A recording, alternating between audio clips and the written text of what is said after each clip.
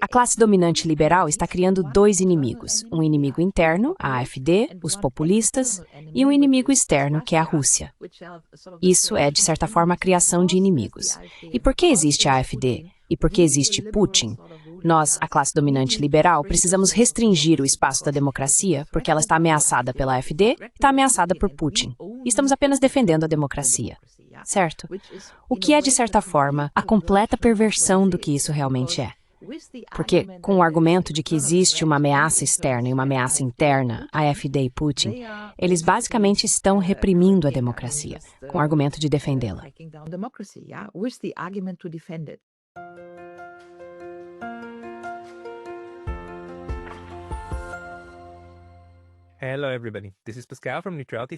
Olá a todos, aqui é Pascal Lotaz, do Literality Studies, e hoje estou conversando novamente com a professora Dr. Ulrike Gero, uma das cientistas políticas mais famosas e francas da Alemanha.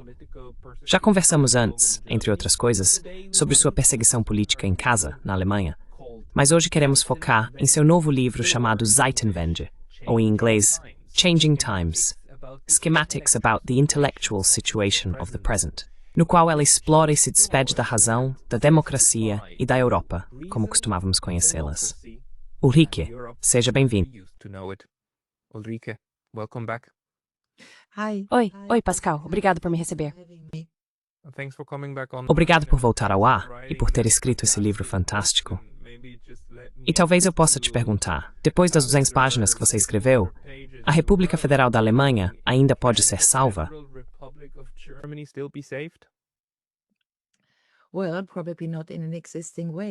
Bem, provavelmente não em sua forma atual, quero dizer. Há algo realmente profundo mudando na Alemanha. Existe algo como um espaço muito reduzido para a formação da opinião pública, para começar, o que acho que muitas pessoas já notaram. Mas também há o monitoramento da guerra. Quero dizer, há atividades óbvias sugerindo que a Alemanha pretende entrar em guerra contra a Rússia. E agora estamos entrando em um período em que o espaço para os direitos dos cidadãos também está diminuindo na Alemanha. E essas são coisas que eu nunca esperava. Sabe, acho que sou um ótimo cidadão, só para deixar claro, mas houve momentos em que eu, por exemplo, estava com o presidente em uma visita de Estado à França. Quero dizer, eu tenho sentimentos de um Estado funcionando.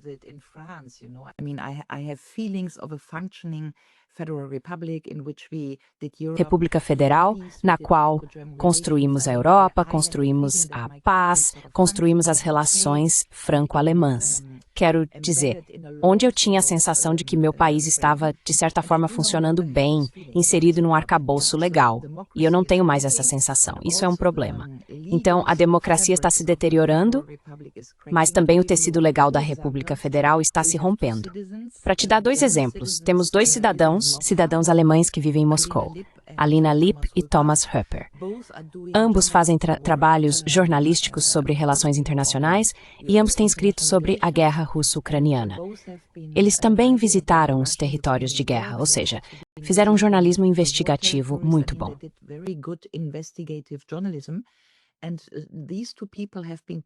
E essas 2 pessoas foram incluídas na lista de sanções da UED. Então, basicamente, elas foram privadas de seus direitos de cidadania.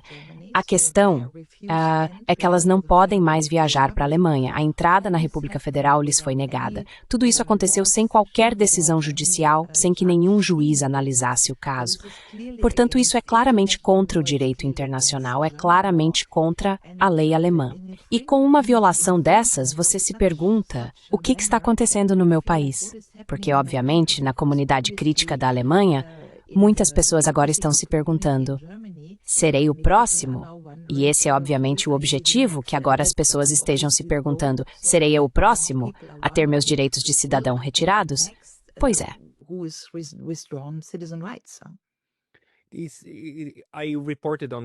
Eu relatei sobre isso ontem no canal, ou alguns dias atrás, dependendo de quando este vídeo for ao ar, e era sobre esses 2 cidadãos alemães.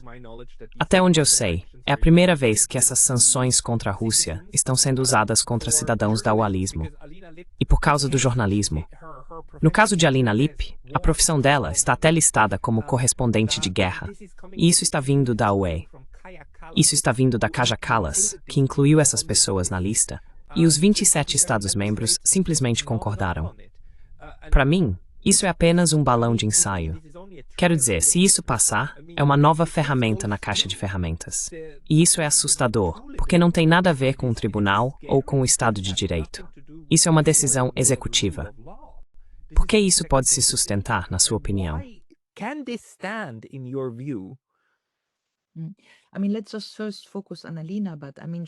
Quero dizer, vamos primeiro focar na Alina. Ela só tem um pai russo, e quando a guerra começou, ela era uma jovem não muito envolvida com política. Então a guerra chega e você está em uma família germano-russa. Seu pai é russo e você quer entender mais do que apenas o aspecto humanitário. Há algo perturbando sua família, que é uma guerra, mas sua família é germano-russa. Então essa jovem se mudou para a Rússia, quis entender, entrevistou pessoas, começou um blog.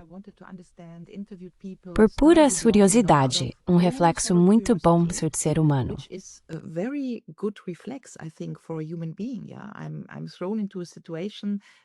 Sim, eu fui lançado numa situação um pouco parecida com Sartre. Você é jogado em algo que quer entender, e agora ela está na lista de sanções da UE. Você precisa entender isso.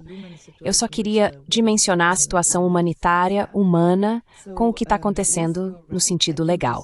Então, sim, você está certo. Acho que isso está servindo de exemplo para uma grande comunidade crítica na Alemanha. Também acho que não podemos deixar isso passar. E sabe, por exemplo, ontem eu estava em Aix-la-Chapelle, Aachen, onde o prêmio Carlos Magno estava sendo entregue a Ursula von der Leyen. E, obviamente, havia uma contra-manifestação, e Patrick recebeu o prêmio, e eu fiz o discurso de homenagem. Então, toda a comunidade crítica estava lá, afirmando exatamente isso.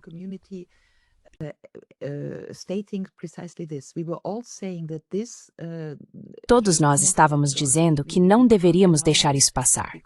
Não podemos permitir isso, porque então haverá mais pessoas. Agora são 2, mas se deixarmos passar, virá a 3ª, a 4ª, a 5ª pessoa. E é exatamente isso que eu quis fazer no meu livro. Dizer, olhem, quero dizer, há algo aqui em que eu gostaria que a comunidade internacional, que está acostumada a ver uma república federal, que por anos, na minha opinião, funcionou muito bem, que tinha seu tecido jurídico, éramos uma democracia bem estruturada, promovendo as relações franco-alemãs, construindo a Europa, buscando a paz com a Rússia, construindo a Carta de Paris, construindo uma ponte para a Rússia após os eventos de 89 e assim por diante.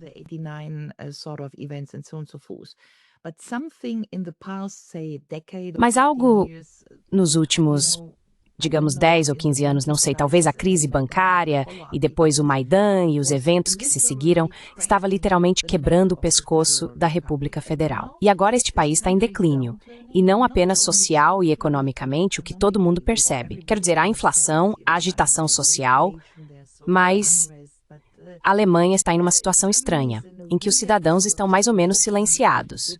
Os cidadãos, eu acho, têm a sensação de que algo está acontecendo. Sabe, você conversa com as pessoas. A maioria entende que as coisas já não são como eram, mas existe uma espécie de silenciamento. Todo mundo está um pouco cauteloso.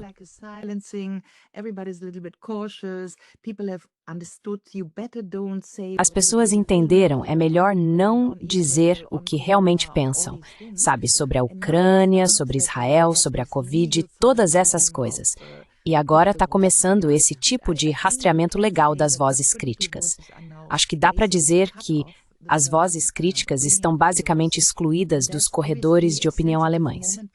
E isso é obviamente um momento delicado, porque se você perde as vozes críticas, e se há uma guerra jurídica, é isso que você estava descrevendo, que há uma guerra jurídica em nível da UE, que nem é uma decisão de juiz, mas apenas uma lei da UEFA. E a lei da UE vai direto para a Alemanha. E então os cidadãos alemães estão perdendo seus direitos. Isso não é aceitável.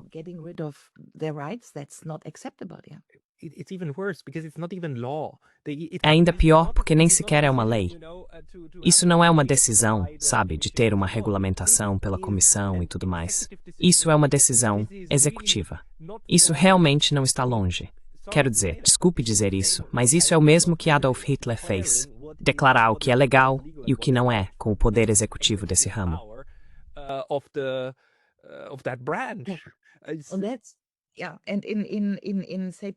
Em termos políticos ou históricos, é muito estranho de ver, porque acho que a comunidade global está acostumada com uma república federal que tentou, depois de 48 ou 49, basicamente se reinventar. A República Federal fez muito trabalho histórico para buscar as origens do Holocausto. Temos um bom programa de educação cívica. Sempre quisemos ser os melhores alunos, de certa forma, os melhores alunos para a Europa, os melhores nas relações franco-alemãs. Quero dizer, houve algo como Willy Brandt, democracia, até mesmo Helmut Kohl fazendo a Europa. Nós somos os melhores, meio que o melhor aluno da Europa.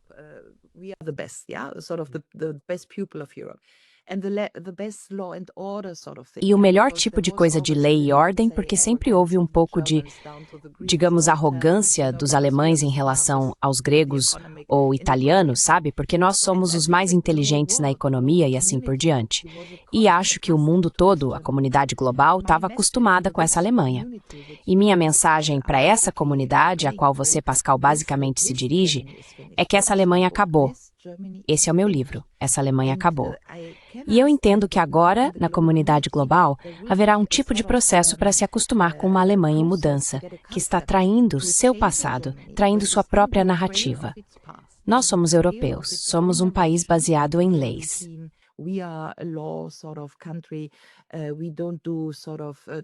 Nós não fazemos coisas como retirar direitos civis. Você não esperaria isso da República Federal, certo?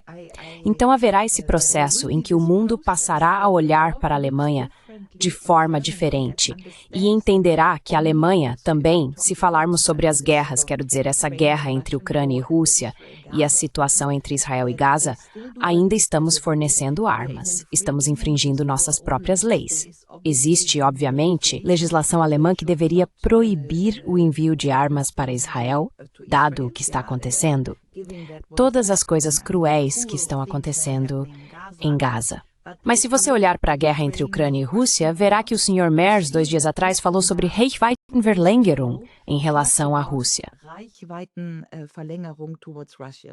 Então isso sabe, ao longo do alcance dos mísseis,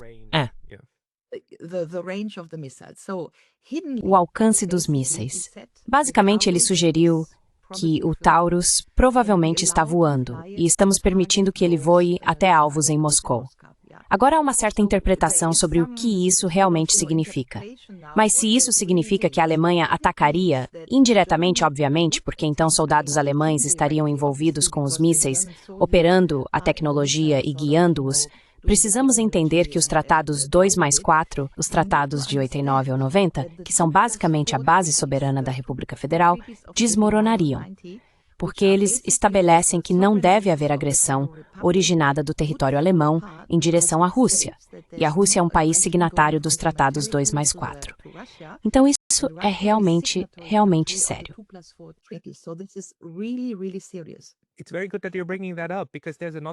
É muito bom que você esteja trazendo isso à tona, porque há outra coisa que está sendo feita em violação do Tratado 2+4, que é o fato de que o Sr. Pistorius, seu ministro da Defesa, disse recentemente que pretende um exército alemão com 460 mil soldados. Os tratados 2+4 estabelecem um limite de 370 mil. Quero dizer, parece que tudo isso está desmoronando agora. E isso além do fato de que o 2+4 também determina que não haverá produção ou posse de armas nucleares. E claro, neste momento, há pelo menos 20 ogivas nucleares na Alemanha sob o acordo de compartilhamento da OTAN. Quero dizer, todo esse pós-Guerra Fria, os anos 1990 e os acordos, especialmente do início dos anos 90, estão todos desmoronando diante dos nossos olhos. Eles estão indo embora e provavelmente não voltarão.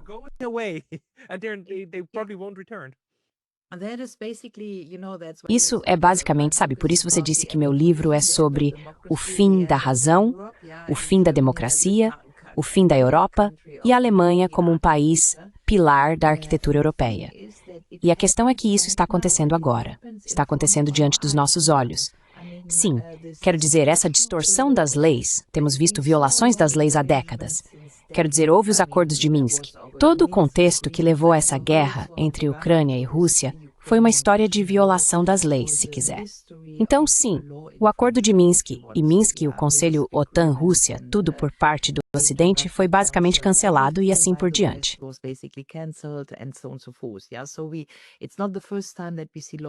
Portanto, não é a primeira vez que vemos infrações à lei na República Federal, mas agora vemos isso com tanta intensidade, tanto no nível alemão quanto no internacional. No nível alemão, por exemplo, e é disso que todos estão falando, temos o que chamamos de Verfassungsschutz, a agência que deveria proteger a Constituição. Basicamente, a Agência de Proteção Constitucional.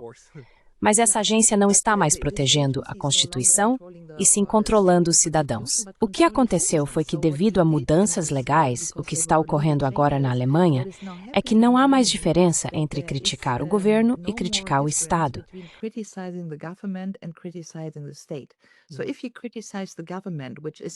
Então, se você critica o governo, o que é seu direito básico em uma democracia? Você diz, veja, X, Y e Z, vocês precisam mudar. Então, podem te dizer que você está criticando o Estado e, então, inimigos do Estado devem ser processados. Assim, no momento em que você funde criticar o governo e criticar o Estado em um único fato simples, o que você quer fazer? Quero dizer, é assim que eles silenciam vozes críticas e só se pode ficar profundamente preocupado. E, novamente, esta é uma mensagem para a comunidade global. A República Federal de hoje não é a República Federal que vocês costumavam conhecer.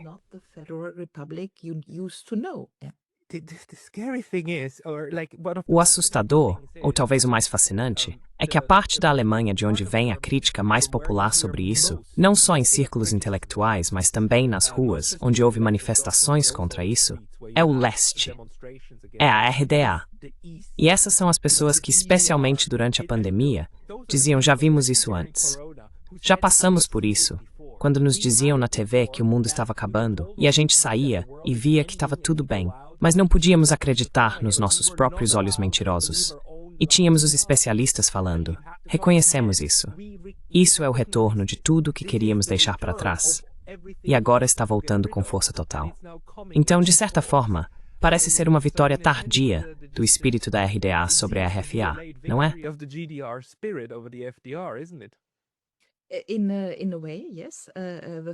De certa forma, sim.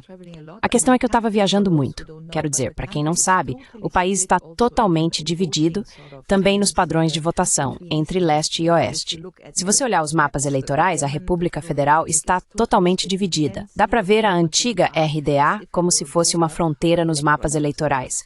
A maioria deles, aliás, vota azul, ou seja, AfD, um tipo de voto populista, enquanto o restante da República Federal é meio preto, significando a Alemanha de Merz e a CDU. E isso obviamente acontece porque os antigos protestos socialistas se transformaram em protestos populistas. O PDS, o partido que era muito forte no leste depois de 89, basicamente se transformou em um voto populista. Mas você está totalmente certo ao dizer que os ex-cidadãos da RDA têm uma percepção real do que está acontecendo, porque é exatamente isso que eles dizem ter vivido antes. E, sabe, você ouve piadas na antiga RDA. Existem até algumas pesquisas perguntando, podemos construir o muro antifascista de novo? Podemos ter um muro, por favor?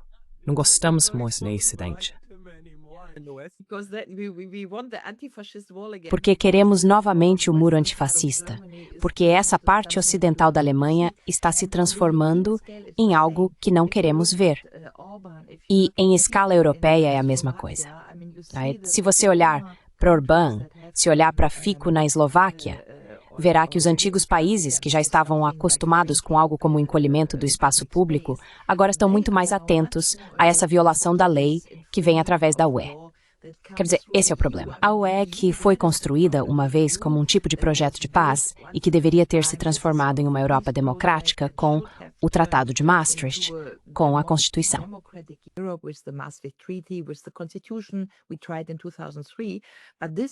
Tentamos em 2003, mas este órgão da União Europeia está claramente desenvolvendo estruturas pré-autoritárias. Temos o Ato Europeu de Serviços Digitais. O que vemos é a natoização da UE. As pessoas estão buscando uma congruência entre a adesão à OTAN e a adesão à UE, Você vê isso com a Finlândia, com a Suécia, que teve que entrar na OTAN como resultado desta guerra. Então vemos a militarização da UE, vemos a digitalização e mecanismos de controle vindos da UEPR, vemos o espaço se reduzindo, o ato de serviços digitais organizado pela UEPR, e se você olhar para a Romênia e todas essas interferências relacionadas às eleições, temos o que claramente chamamos de lawfare.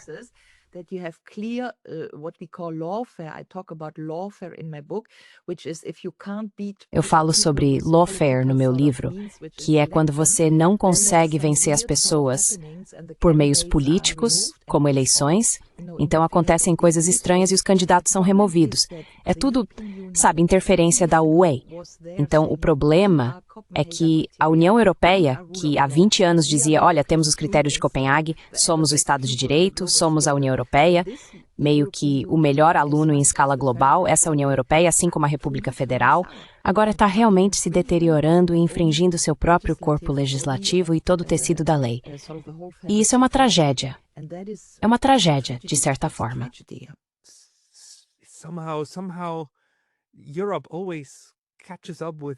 A Europa sempre acaba se ajustando. E toda vez que alguém tenta unificar o continente, sempre dá errado. Quero dizer, especialmente quando tentam a integração, e não apenas uma rede. Mas talvez vamos falar sobre o seu livro. Gostaria de discutir os 3 conceitos que você aborda em seus 3 capítulos principais, e talvez possamos começar com a razão, porque você diz que precisamos dar a Deus a razão. Em que níveis a razão está deixando a UE, além da própria estrutura estatal que estamos vendo agora?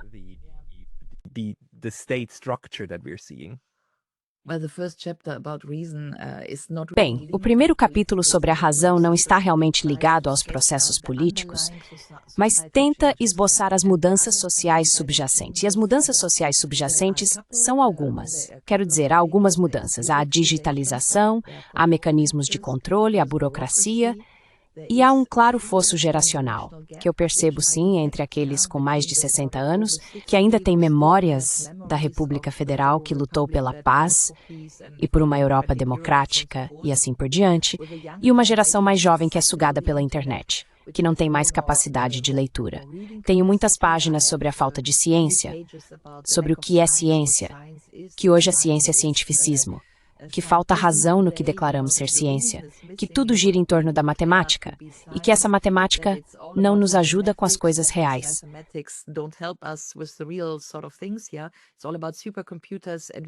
Sim, é tudo sobre supercomputadores e nós nem sabemos o que estamos fazendo com todas essas simulações. Então começamos na ciência a confiar apenas em dados. Sim, quero dizer apenas dados, números.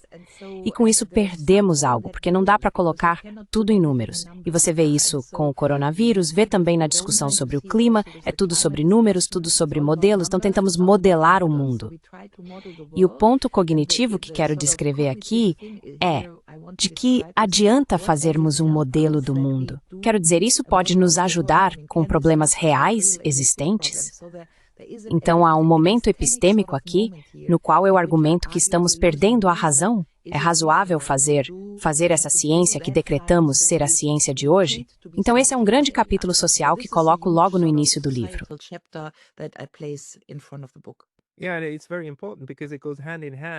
Sim, isso é muito importante, porque está diretamente ligado ao que vimos nos últimos 7 ou 8 anos, que é essa tendência de argumentar que os cientistas, ou os cientistas certos, sabem a resposta. É algo singular. A ciência e a resposta que você precisa seguir, e os especialistas que vão te dizer. E se você questiona isso, é como questionar o seu governo. Você questiona a própria razão, e você mesmo se torna um problema. E a Alemanha tem esse fenômeno muito interessante dos Querdenker. Acho que isso não aconteceu em nenhum outro lugar.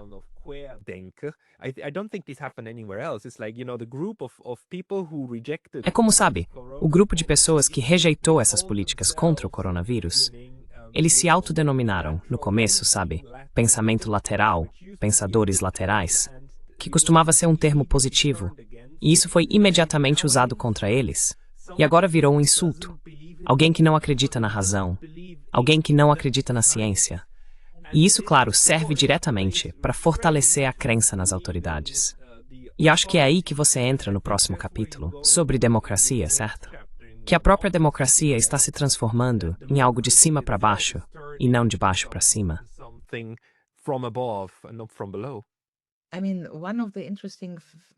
Quero dizer, uma das coisas interessantes é comparar como foi o impacto do corona em termos sociais entre a Alemanha e o resto da Europa. Os países latinos, como por exemplo Espanha, Itália, Grécia e assim por diante, obviamente tinham mais resiliência social para não cair no protofascismo, porque não era nada além de protofascismo. A Alemanha, que sempre foi o melhor tipo de discípulo do fascismo, tivemos o Holocausto, dissemos nunca mais, com toda aquela educação cívica. Mas o que aconteceu na Alemanha, e aconteceu muito menos nos outros países, foi o Denunziantentum, denunciar as pessoas.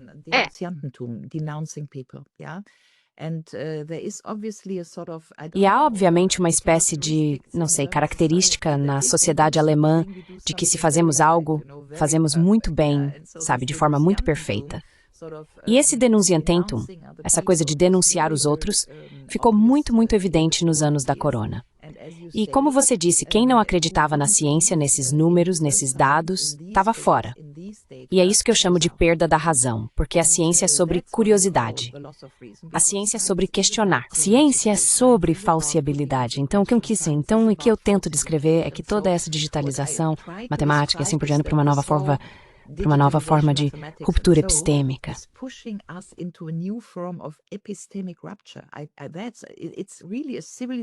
É realmente uma ruptura civilizacional que não podemos mais aceitar que os números talvez não sejam suficientes. Sim, os números talvez não sejam suficientes, e que o modelo não pode explicar o mundo, e que precisamos de outras coisas para explicar o mundo. Então, se perdemos a ciência clássica, que é a falsificação, os números não são tudo, e assim por diante, o que perdemos é a nossa capacidade de entender o mundo. Nesse sentido, eu realmente defendo que a perda da razão é a condição social para perder a democracia. Porque a democracia, essa é a sua pergunta, a democracia precisa de cidadãos que sejam inteligentes, despertos e soberanos, pessoas que queiram se engajar, pessoas que queiram pensar, cidadãos críticos que digam, o que você está me dizendo?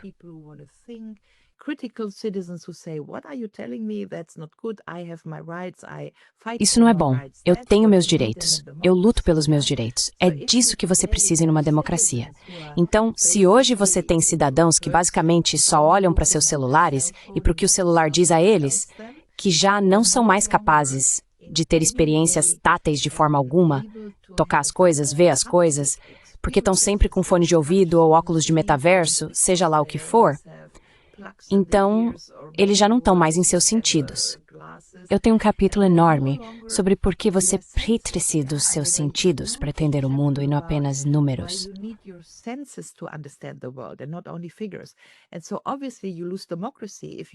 E, obviamente, você perde a democracia se tiver cidadãos que já não são mais sensíveis, porque você precisa dos seus sentidos para entender o mundo. Assim, você tem cidadãos que já não conseguem mais lutar por seus direitos, porque aí existe a pressão do conformismo que na Alemanha é muito forte. Sim.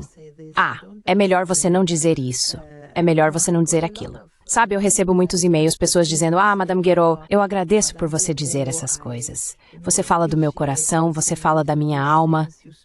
Eu não posso fazer isso aqui. Estou numa escola, estou numa universidade, estou numa empresa, seja onde for, e se eu disser o que você diz, sabe, existe essa pressão conformista.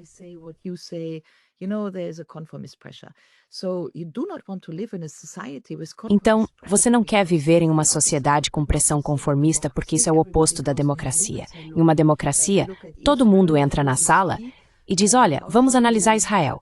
O que você vê? Como devemos reagir a isso? Sabe? E se você então sente, é melhor eu não dizer o que penso, o que vejo em Gaza, porque sei que alguém pode dizer que eu penso isso e que formulei dessa maneira, e isso pode ser uma infração. E assim por diante, uma estrutura paratotalitária por estar silenciando as pessoas. E se você silencia as pessoas, isso é o fim da democracia. E foi isso que eu quis descrever no meu livro.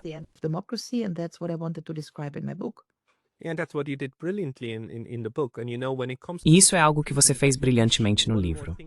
E sabe, quando se trata dessa questão da democracia, Mais uma coisa que observo no momento é a tendência da classe elite de equiparar a democracia a eles mesmos. Vimos isso recentemente de novo com o Sr. Keir Starmer, que teve um carro e 2 casas suas vandalizadas. Certo, por alguns jovens, não sei qual é a história por trás disso, mas enfim, foi vandalizado. E ele imediatamente disse: isso é um ataque à democracia. Não, foi um ataque a você. Porque eu só fico esperando até alguém dizer: estamos a caminho disso. Então, isso é para você mesmo.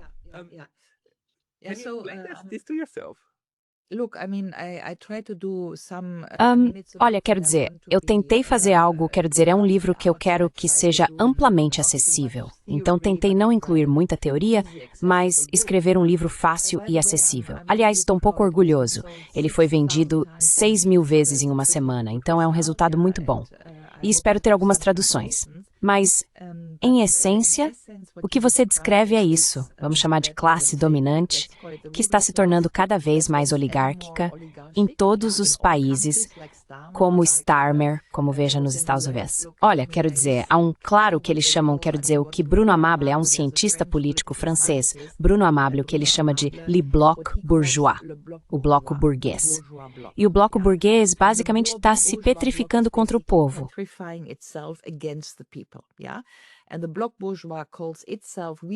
E o bloco burguês se autodenomina: nós somos a democracia. Precisamos defendê-la, precisamos fazer todo esse lawfare contra aqueles que supostamente sabotam a democracia. E isso é exatamente o que você descreveu sobre o Starmer. Eu sou democrata, e porque defendo a democracia, agora sou atacado. Então, a agressão contra minha casa é uma agressão contra a democracia. O que é totalmente estranho, porque o que a agressão provavelmente quis dizer é que você está traindo os interesses do povo, Sr. Starmer, e por isso estou protestando contra sua casa. Sim, você pode inverter o argumento. Então, o que faço no meu livro é tentar descrever uma clivagem entre liberal e populista. É isso que chamo de guerra cívica. E como não podemos mais organizar-se em eleições, porque a maioria dos países ocidentais está tentando nas partidos populistas.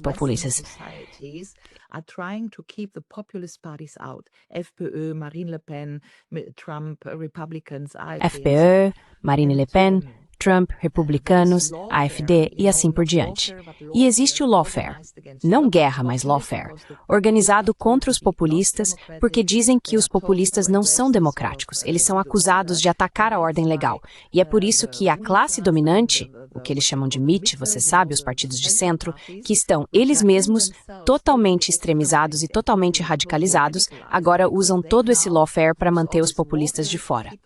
Então o que eu faço é argumentar no meu livro com, você sabe, Giorgio Agamben, um filósofo italiano muito proeminente, que escreveu um livro em 2016 chamado Stasis.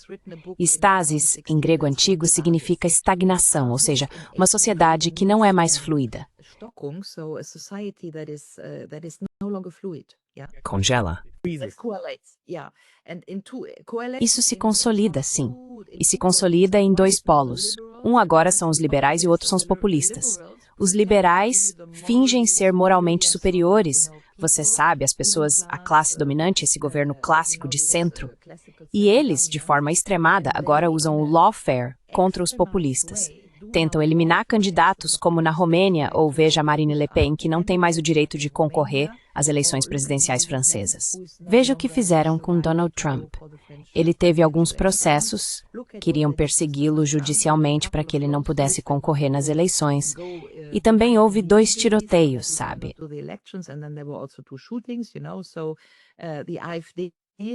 Então, com o AfD, agora existe a ideia de proibir o AfD no sistema jurídico alemão. Kickl, na Áustria, venceu as eleições, mas não pôde se tornar chanceler. O que eu descrevo no meu livro é que, basicamente, existe uma classe dominante liberal, que é como se chama na Alemanha, você sabe. Basicamente, eles estão perdendo o jogo. Eles sentem que estão perdendo o jogo, sentem que estão perdendo o apoio popular, que é a essência da democracia, ter um governo sustentado pelo apoio do público. E eles percebem todos juntos que estão perdendo isso, mas em vez de se culparem, culpam os populistas. E então os populistas são chamados de direita, e aí eles precisam ser proibidos. E esse é um processo muito, muito insano. And this is a very, very insane process. E é preciso dizer, quero dizer, eu te considero e me considero do lado esquerdo do espectro político. Mas, obviamente, precisamos apontar que, neste momento, nossos colegas da direita conservadora estão sendo demonizados e sistematicamente excluídos. E o que nos conecta é que, na verdade, ambos os campos atualmente são bastante anti-guerra, pelo menos no que diz respeito à guerra entre Rússia e Ucrânia. Mas tem uma pergunta que vem me incomodando há um tempo. O termo populismo ainda é um conceito que devemos usar? Porque me parece, quanto mais penso nisso, que populismo é apenas a palavra que os liberais usam para se referir a democratas ou pessoas com mentalidade democrática com quem eles discordam, para poder descartá-los. Então, democracia é apenas aquilo com que as pessoas que concordam com eles também concordam. O que você acha disso? Ou estou indo longe demais?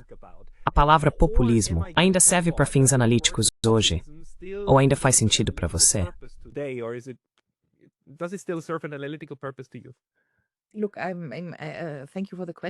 Obrigado pela pergunta. De fato, tem um longo capítulo sobre isso. O que é populus? O que isso significa também em grego antigo? Se você começa com Platão e Aristóteles, é o populus. E a resposta é, todos são o populus. Porque se você não é o populus, então você tem um rei. Quero dizer, apenas aqueles que não são o populus. Então você está em estruturas feudais. Alguém é o rei e os outros são o povo. Mas o povo diz respeito ao republicanismo, que é nós, o povo, que formamos uma entidade política chamada república, res pública, que organiza o bem comum. Então, o que eu faço também em termos de semântica, se você voltar, digamos, ao século XIX, populista. Vamos apenas lembrar, porque você disse que é mais de esquerda, e eu também sou mais de esquerda.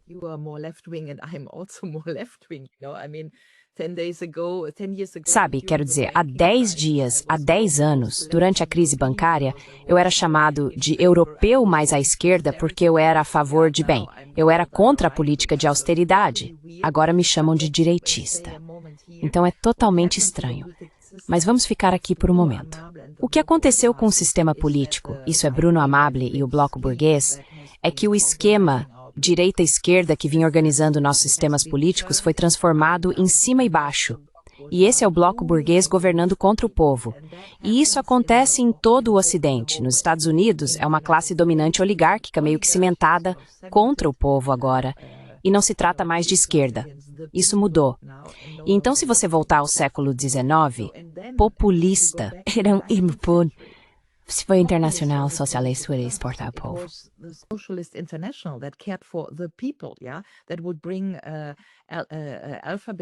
Sim, isso traria democracia e alfabetização para as mulheres, isso ofereceria cursos de costura para que elas pudessem costurar e gerar alguma renda para os 6 filhos que precisavam alimentar. Então, se você voltar a Barbès, Jean Jaurès, aquele tipo antigo, podemos ver que isso era populismo. Em francês, você percebe isso porque os franceses fazem uma distinção em seu vocabulário entre citoyen e bourgeois. Então você tem o cidadão e o burguês. O cidadão é meio que o republicano que se preocupa com o bem público. E aí você tem école populaire, la valse populaire, école populaire, sabe, escola popular, educação popular em francês. Enquanto na Alemanha, onde cidadão é traduzido apenas como Bürger, ou seja, burguês, há uma conotação diferente, entende?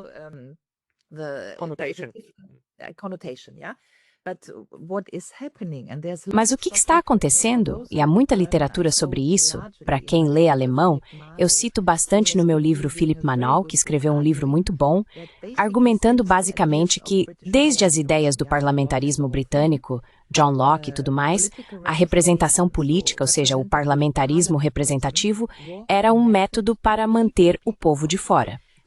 E a teoria por trás disso é que o povo, sempre falamos do povo como soberano, mas o povo é apenas uma noção abstrata. Os cidadãos votam, o povo é abstrato, sim. E Manal descreve que o momento em que estamos é um momento em que o povo se torna real. Estamos nas ruas, queremos coisas diferentes. Não queremos a guerra, não queremos inflação.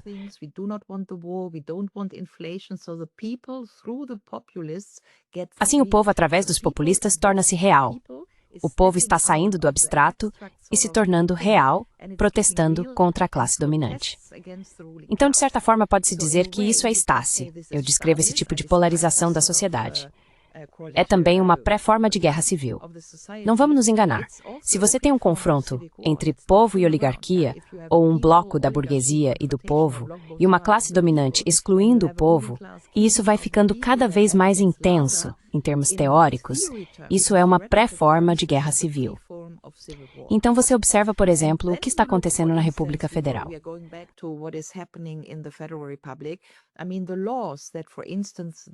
Quero dizer, as leis que, por exemplo, permitem que o exército seja usado em situações de exceção dentro do próprio país, por exemplo, já foram alteradas. Durante anos havia um consenso de que o exército jamais seria usado internamente. Sim. Mas então veio o corona, e agora talvez estejamos em estado de guerra, ou em guerra com a Rússia, seja lá o que for. Então você cria situações de leis de emergência. E por causa dessas situações de leis de emergência, é isso que faço no meu livro, tento ligar esse tipo de ameaça externa, que dizem ser a Rússia, aos meios de opressão internos. Porque há guerra e porque Putin é tão mau, precisamos fazer isso e aquilo. Lawfare na Alemanha novamente.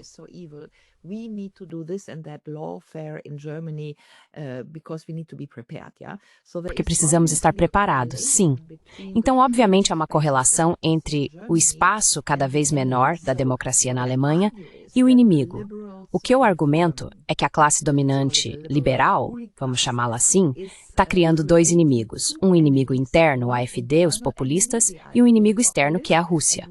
Esses são, de certa forma, a criação de inimigos. E porque existe o AfD e porque existe o Putin, nós, a chamada classe dominante liberal, precisamos reduzir o espaço da democracia porque ela está ameaçada pelo AfD, está ameaçada pelo Putin, e estamos apenas defendendo a democracia, o que, de certa forma, é a completa perversão do que ela realmente é.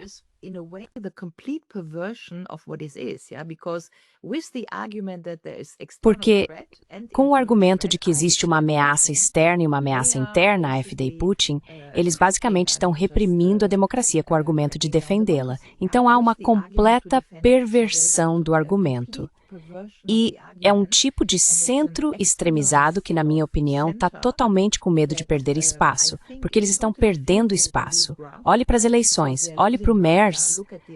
Quero dizer, olhe para o Merz, que nem sequer foi eleito no primeiro turno, embora tivesse uma maioria de 18 votos.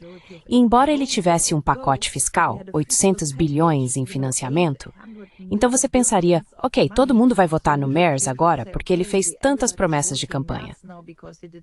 Mas não, ele não foi eleito no primeiro turno.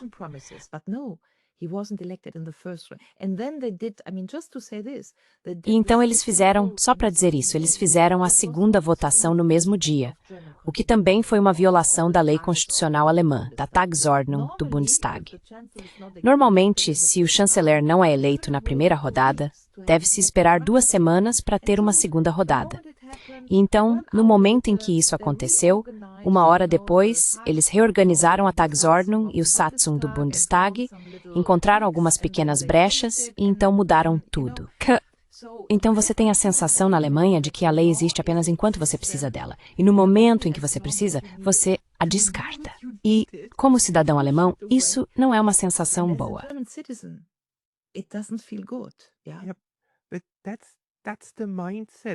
Mas essa é a mentalidade dessas pessoas. Essa é a mentalidade de Ursula von der Leyen quando ela diz, temos ferramentas. Sim, porque a lei é uma ferramenta.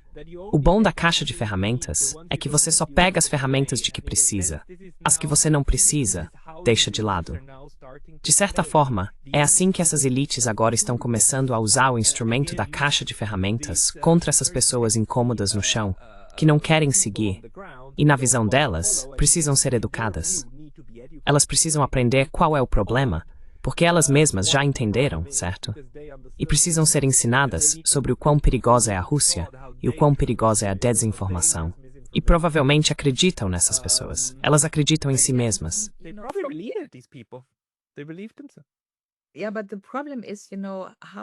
Sim, mas o problema é, sabe, como a perda da razão impacta a perda da democracia, meu segundo capítulo. E a perda da democracia torna qualquer pensamento geoestratégico sobre a Europa sem sentido. certo? Se os países europeus, ou seja, França, Alemanha, Itália e assim por diante, estão todos desmontando suas democracias e infringindo o que costumávamos ter como ordem legal, e se além disso você tem uma estrutura supranacional chamada OEM, que já deveria ter sido reformada em uma democracia há muito tempo, mas que basicamente agora está se tornando uma estrutura autoritária. Então, minha verdadeira questão, e isso tem a ver com seus estudos sobre neutralidade, porque seu canal no YouTube é sobre repensar o mundo em termos de neutralidade e o que é a ordem multipolar e qual lugar a Europa poderia ocupar nessa ordem multipolar.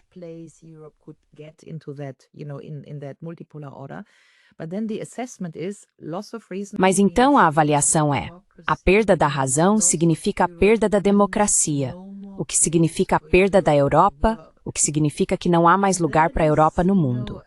E isso é, você sabe, um tipo de avaliação muito difícil. É o terceiro capítulo do meu livro. Mas quero dizer, a Europa, obviamente, é pequena. São 500 milhões de pessoas. Olhe para a China. Quero dizer, todo mundo já entendeu que a Europa não é mais o centro do mundo. Quero dizer. Exceto pelos europeus. Exceto pelos europeus. E os europeus me aceitam porque eu entendi isso. Quero dizer, alguns europeus que entenderam isso. Sim, há. Então existem vozes minoritárias na Europa, e isso é importante. Isso é importante neste canal, Neutrality Studies, porque você é assistido na África do Sul, no Brasil, muitas pessoas estão te acompanhando. Sim, e eu acho que é uma mensagem muito importante que existem europeus que entenderam que essa, sabe, arrogância europeia. Ordem baseada em regras, nós somos o Ocidente, estamos defendendo a liberdade, a democracia e por aí vai, que é esse discurso da UE, tipo von der Leyen, que isso é basicamente uma besteira.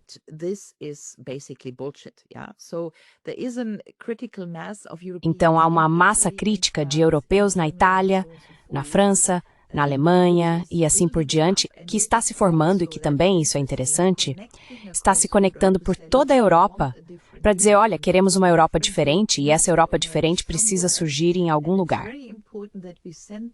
E é muito importante que enviemos essa mensagem ao Japão, à África do Sul, ao Brasil, até mesmo, sabe, participei de alguns programas de entrevistas americanos para dizer isso, para alcançar e dizer, olha, não vejam a Europa como a UE que entra em guerra contra a Rússia. Essa não é a UE que a maioria dos cidadãos europeus deseja.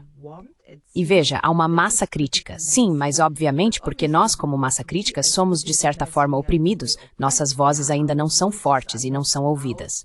Mas espero que isso possa estar fermentando, porque a verdadeira questão é, qual é o espaço europeu em um mundo multipolar? E existe algum...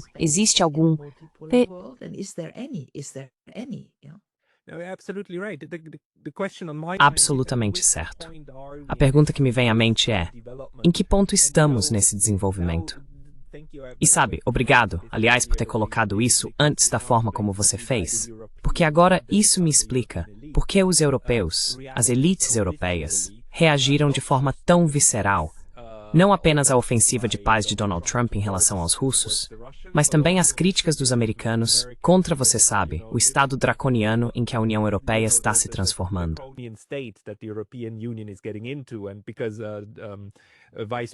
E como o vice-presidente Vance, claro, criticou os europeus pela liberdade de expressão, e assim por diante, os americanos atacaram os europeus em ambos os níveis, onde tentaram criar esses inimigos.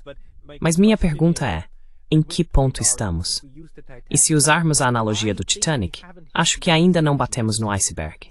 Então acho que ainda não estamos afundando. Mas se você acha que já batemos e estamos afundando, então o que nossa minoria deve fazer? Ainda tentamos consertar o navio? Ou devemos tentar organizar os botes salva-vidas? Em que ponto estamos?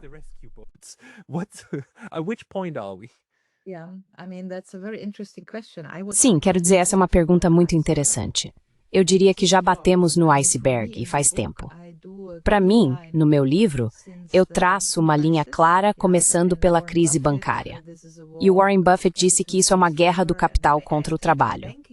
Eu considero a crise bancária como o ponto de partida em que a esquerda desistiu. Porque até então a esquerda tentou se organizar contra a austeridade, Varoufakis, Tsipras e outros. E a esquerda basicamente foi então morta ou liquidada, se você quiser colocar nesses termos. Quero dizer, não levou a lugar nenhum. E aí surgiu essa esquerda woke, sabe, sem nenhuma força. E a esquerda virou a direita.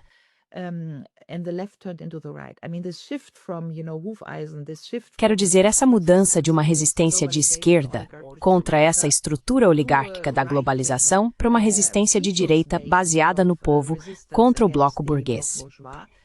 Para mim, é a crise bancária. E a crise bancária foi o iceberg.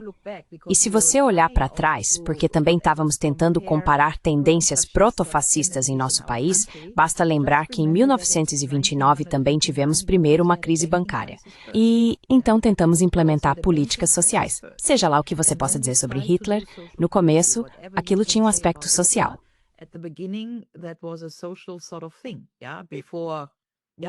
Nazi significa nacional. A parte do socialismo foi que o House levou.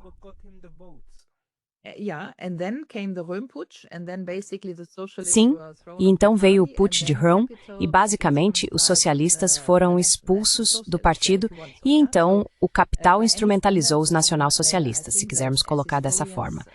Então, por qualquer padrão, acho que como historiadores e cientistas políticos, a comparação é uma ferramenta científica. Por isso, defendo as comparações como ferramenta científica e não como meio de relativização, que também é um problema intelectual. Essa ideia de que agora comparar é relativizar. Mas deixando isso de lado, meu ponto era que se pensarmos sobre onde estamos e se já batemos no iceberg ou não, eu diria que a crise bancária foi esse momento. E a crise bancária transformou a esquerda em populismo de direita. Do lado direito, a revolução de direita não é permitida porque a revolução de direita sempre tem um cheiro. Ela vem com racismo, vem com misoginia, vem com a questão dos direitos ao aborto das mulheres. É um tipo de revolução popular não progressista. É assim que está sendo, Richard, sim. E é por isso que isso não é aceito nos padrões sociais, enquanto a esquerda é sempre vista como esse movimento progressista, revolucionário, lutando pela liberdade. Então eu diria que nós batemos no iceberg, mas não reconhecemos que tudo o que estamos vivendo na Europa nos últimos, digamos, 10 ou 15 anos, pelo menos para mim, começou com a crise bancária. Lembre-se, tivemos Stephanie Hessel, Indignei-vos, tivemos todas aquelas manifestações, os protestos dos 99% contra o 1%. Quero dizer, ainda havia muito espaço para protesto social naquela época. Mas então, nos anos que se seguiram, eles basicamente capturaram o protesto social. Os Gilets jaunes, você sabe, também foram rotulados como populistas. O progresso social na Europa, os coletes amarelos, basicamente terminou em 2013 com a crise bancária e tudo o que veio depois, até mesmo o Gilet jaune na França. Os coletes amarelos. Os coletes amarelos, em primeiro lugar, foram rotulados como de direita. Começou naquela época, não há mais protestos sociais. Todo protesto é basicamente um protesto de direita. Essa era a narrativa. Então, acho que devemos nos preparar para os barcos de resgate, por assim dizer. E, se me permitem dizer, estou entre aqueles que organizaram o projeto de paz transeuropeu, porque isso também é um problema. A paz agora é de direita. A liberdade agora é de direita. Eu observei totalmente que os valores centrais da esquerda, como liberdade e paz, foram capturados e rotulados como de direita. Mas nós organizamos o www.peaceproject.eu e organizamos uma espécie de grande manifesto no dia 9 de maio, porque esse é o dia da Europa.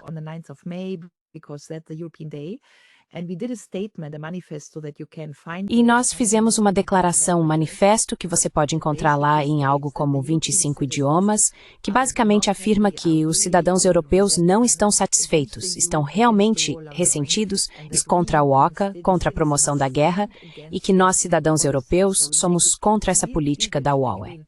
Então fazemos uma distinção clara. Nós, cidadãos da Europa, queremos paz com a Rússia, não contra ela. E achamos que nossas próprias instituições, a UE e nossos governos nacionais, estão nos levando a um momento histórico de guerra que nós, cidadãos, não queremos. E faremos uma proclamação semelhante no dia 9 de outubro, ou 7 de outubro, relembrando Gaza e tudo o que aconteceu. Porque ali também sentimos que com a guerra, quero dizer, o envio de armas.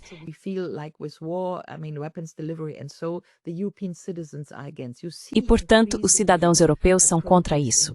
Você vê protestos crescentes na Europa em relação a Gaza.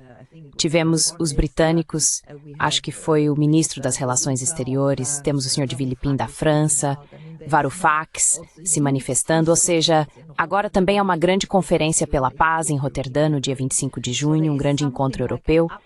Então, há algo como uma revolta, era isso que eu queria dizer. Uma revolta dos cidadãos europeus, uma revolta transnacional contra nossas próprias instituições que estão nos levando a políticas que não queremos ver. Então é isso que eu chamaria de preparar os botes salva-vidas. Você constrói a alternativa. É algo emergente, é muito pequeno, obviamente é pequeno, mas tudo começou com pequenos movimentos sociais. Eu diria que todas as políticas que eu teria, sabe, há 10 anos, 15 anos, eu teria dito, ok, vamos reformar a UE, precisamos democratizá-la, precisamos trabalhar na UE, precisamos torná-la melhor. Tudo isso acabou. Não há nada para reformar na UE. Não há chance, nenhuma chance decente de qualquer tipo de conserto institucional na UE. Mas pensar em estruturas europeias alternativas, como elas poderiam ser. Que Europa queremos no mundo? Que arquitetura de segurança europeia? Há espaço, há muitas pessoas atingindo massa crítica, há muito pensamento e escrita sobre isso, e espero que algo possa surgir disso.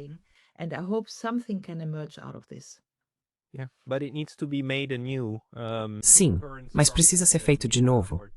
As estruturas atuais que temos já estão muito calcificadas e desgastadas. Quero dizer, elas já bateram no iceberg, então já estão afundando. Só espero que façam isso, sem levar todos nós junto.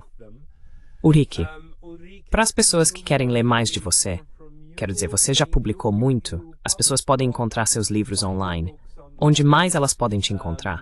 Porque você tem seu próprio canal no YouTube em alemão, certo?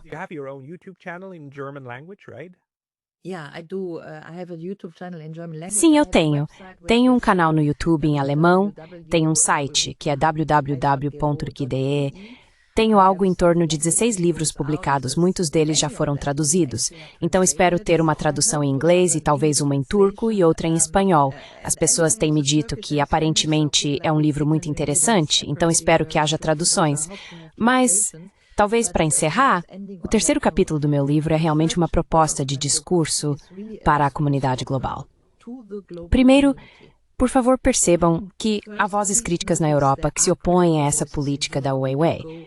Isso é muito importante, não dizer que os europeus são a UE. Existe uma massa crítica.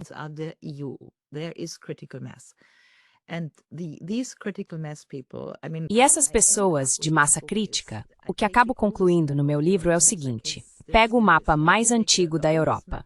Talvez eu ainda possa dizer isso. Pego o mapa mais antigo da Europa, que é de 1534, e faço uma interpretação dessa imagem mais antiga da Europa. E digo 3 coisas. Essa Madame Europa, ela é uma princesa. Quero dizer, a Europa é representada como uma mulher e como uma princesa. Ela está de pé em solo russo. Então ela está de pé em solo russo. Então eu apenas discuto com o mapa dizendo, olhe para esse mapa. Há uma mulher de pé em solo russo. É razoável, 500 anos depois, traçar uma fronteira rígida da OTAN no meio da Europa? Isso não pode ser digamos, a dimensão espiritual do que é a Senhora Europa.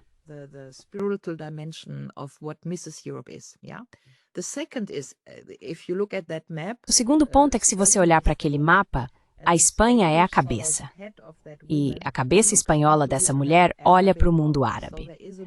Então, há um espelhamento entre Ocidente e Oriente. Portanto, o segundo ponto que faço é que a Europa precisa olhar para o Oriente, porque sempre foi Oriente-Ocidente, Oriente-Ocidente, e a Europa não poderia existir em termos culturais e civilizacionais se não tivéssemos esse espelho que o Oriente, os povos árabes representam, certo? E eu digo, se a Europa quiser olhar para Washington, ela realmente vai ter que torcer o pescoço, sim. E o terceiro ponto no mapa, a Europa segura o que chamamos de Reichsapfel. Europe holds what we call the Reichsapfel. So there is an apple, which is the golden apple, in her left. Então há uma maçã, que é a maçã dourada em seu braço esquerdo, e essa é a maçã do cesaropapismo, a maçã da res pública, e o tipo de poder soberano que diz respeito à república.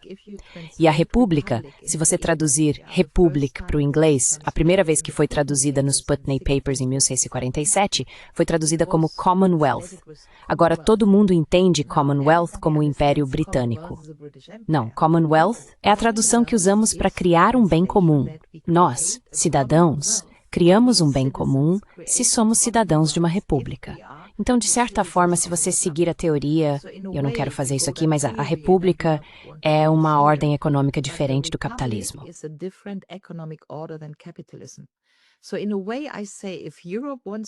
Então, de certa forma, eu digo que se a Europa quiser se reencontrar em um sentido civilizacional e cultural, o que seria o único tipo de ancoragem em si mesma que permitiria à Europa reivindicar um papel no futuro mundo global, ela precisaria fazer 3 coisas.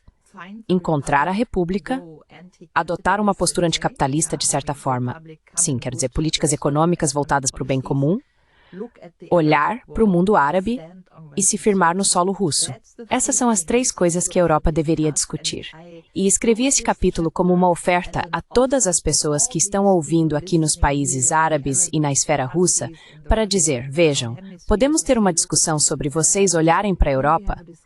E vocês podem me dizer, se caso nós europeus mudássemos a Europa nessa direção, vocês estenderiam a mão para trabalhar conosco?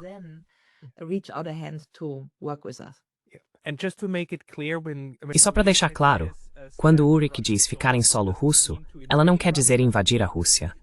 Ela quer dizer se ancorar junto à Rússia como algo em comum, como um bem comum, certo? Só para não haver um mal-entendido. Eu sei que todos conseguem. Talvez eu levante este mapa para a câmera, assim não teremos um problema aqui. Deixe-me só encontrar. Desculpe por isso. Mas, obviamente, onde está o 3º capítulo? Onde encontro o meu mapa agora? Desculpe por isso, mas é importante. É que, neste mapa, a Europa está, quero dizer, seus pés estão sobre a Rússia. Ela presa, a Europa está presa à Rússia. Sem a Rússia, ela não se sustentaria. A Europa não pode se sustentar sem a Rússia. Esse é o significado. É isso. Aqui está. Finalmente encontrei. Então, sabe, isso diz muito. Quero dizer, os pés estão em solo russo. Tem a maçã de arroz, sabe, que está segurando para o árabe, que é esse tipo de soberano. É a república. Então, novamente, ela olha para o mundo árabe. Certo, acho que se interpretarmos esse mapa, e estou realmente pensando sobre isso, esse mapa completa 500 anos em 2034. Então, isso deixa 10 anos de discussão sobre o reancoramento da Europa. Eu digo que ela é.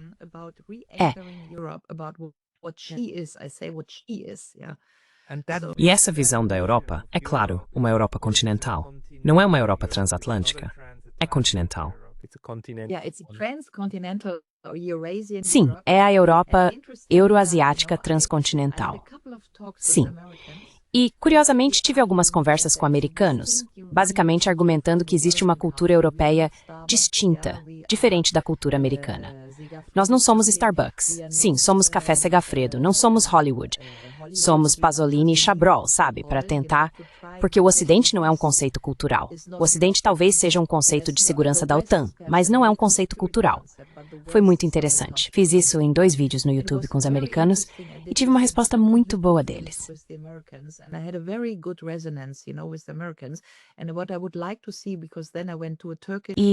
E o que eu gostaria de ver, porque depois fui a um blogueiro turco e pude realmente perceber que os turcos, que também estão entre o mundo árabe e o mundo euroasiático europeu, têm um pertencimento à Europa, assim como os russos têm um pertencimento cultural à Rússia. A proposta é dizer, se a Europa pudesse voltar seu olhar para o sudeste, para o leste da Rússia e para o sul, que é o mundo árabe, acho que ela poderia entrar em ressonância consigo mesma. E sabe, o turco ficou muito feliz com isso. E é isso que eu entendo como uma proposta de discurso para o tipo de nova Europa que eu gostaria de ver em 2034. sort of the new Europe I would like to see in 2034. Se a Europa simplesmente parasse de torcer o próprio pescoço através do Atlântico, quero dizer, ela poderia voltar para onde pertence. Mas tudo bem, Ulrike. Vamos continuar. Vamos manter a discussão em andamento. Muito obrigado pelas suas contribuições hoje e até breve. Até logo, Pascal. Muito obrigado por me receber.